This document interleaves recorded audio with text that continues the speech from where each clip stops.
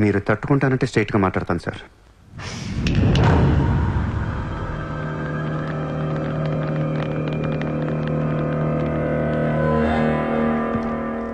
మీ దయ వల్ల ముంబైలో మాఫియా అనేది లేకుండా పోయింది సార్.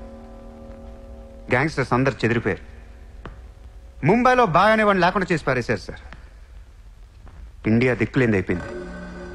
ఎన్ని సెటిల్మెంట్స్ ఆగిపోయాయి తెలుసా సార్ మీకు? ఎన్ని ప్రాపర్టీస్ పెండింగ్లో పడిపోయాయి తెలుసా సార్ మీకు? కొన్ని వేల కోట్ల ట్రాన్సాక్షన్స్ ఆగిపోయాయి సార్.